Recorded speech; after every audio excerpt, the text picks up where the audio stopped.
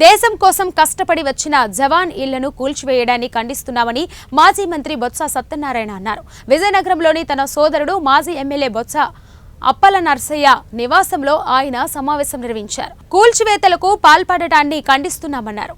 నెలవల్లి MLA, జిల్లా collector, జిల్లా ఎస్పీలు దీనిపై స్పందించాలని ఆయన డిమాండ్ చేశారు. చిన్న గ్రామంలో జవాన్ ఎవరికి ఇబ్బందులు లేకుండా ప్రభుత్వ స్థలంలో ఇల్లు కట్టుకుంటే 50 మంది పోలీసులను వెంటబెట్టుకొని వెళ్లి కూల్చడం సరికాదన్నారు. జిల్లాలో ఎన్నో అక్రమ కట్టడాలు ఉన్నాయని, కూల్చివేతలతో కొత్త సాంప్రదాయం తేవడం దారుణమన్నారు. అడ్మినిస్ట్రేటర్లు బాధ్యతగా వ్యవహరించాలని బొత్స కలెక్టర్కు ఆదేశించారు. అందుకు చెప్తున్నాను, రాజకీయ నాయకులు ఏ విధంగా ఏమేమి చెప్పొచ్చు, కానీ జిల్లా నెల్లిమల నియోజకవర్గం సంబంధించి ధనానపేట అనే గ్రామం 22 సంవత్సరాలు ఆర్మీలో పనిచేసిన వ్యక్తి, ఒక ఎక్స్ సర్వీస్ మ్యాన్. మొన్నే ఒక 5 నెలల కిందట రిటైర్ అయ్యి గ్రామానికి వచ్చాడు. ధనానపేట గ్రామం తాలూకు భౌగోళికంగా చూసుకుంటే అది గ్రామం అంతా కూడా మన రామతీర్థం తాలూకా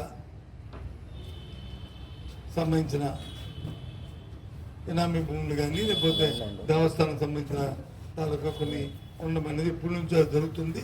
ఆ ప్రధానంతో పాటు దేవస్థానంతో దాని మీద డిస్కషన్ కూడా జరుగుతుంది. అందరూ ఇల్లు కొట్టుకున్నారు, అందరూ ఉన్నారు.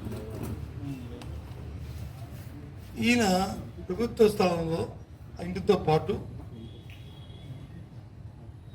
ప్రహరీ గోడను కూడా నిర్మించుకున్నాడు.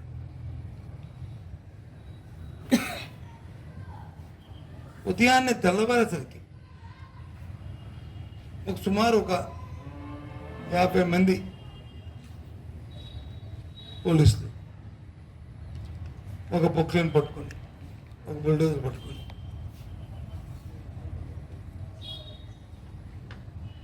వెళ్ళి ఒక రిటైర్డ్ అయిన ఆర్మీ జవాన్ వచ్చి 4 నెలలు వచ్చి ఇంటికి వచ్చి ఈ విధంగా క్షోభ, ఈ విధంగా ఇది పెట్టి ఈ విధంగా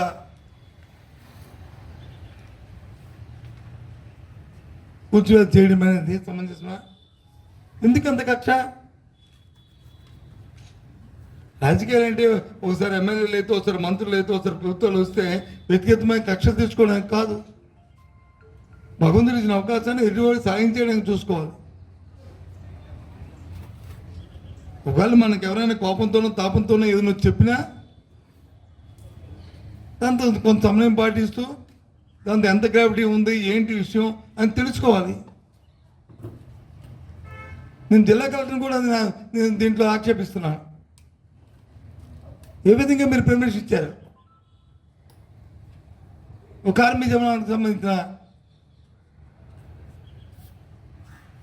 ఒక వ్యక్తిత్వాలకి ఇంటిని వచ్చి కూర్చోడానికి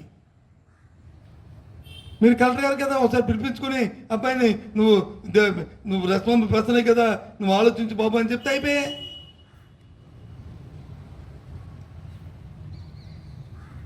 అదంటే ఎక్స్ సర్వీస్ మ్యాన్ కదా.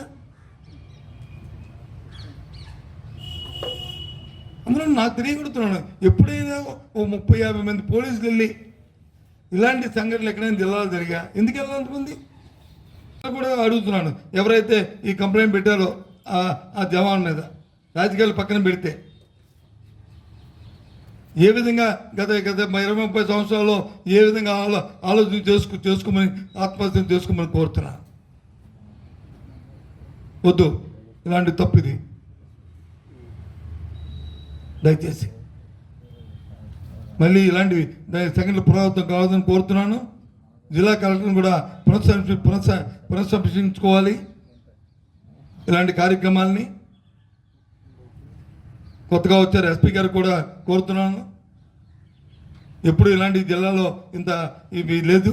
ఒకవేళ రెవెన్యూ వాళ్ళు మీకు ఇచ్చినా ఆ కేసు గ్రావిటీ ఏంటో చూడవలసిన బాధ్యత కూడా ఉంది. అందుకని రెవెన్యూ వాళ్ళు అడిగారు, ఎంఆర్ఓ అడిగాడు అని ఫోర్స్ ఇచ్చామని కాదు. ఏ సందర్భంలో ఇస్తున్నాం ఫోర్సు, ఎందుకు ఇస్తున్నాం ఫోర్సు, అక్కడ జరుగుతున్న లా అండ్ ఆర్డర్ ఏంటి, ఆ ఊరు తాలూకా పొజిషన్ ఏంటి, ఇంతకుముందు హిస్టరీ ఏంటి, అన్నీ చూసుకోవాలి.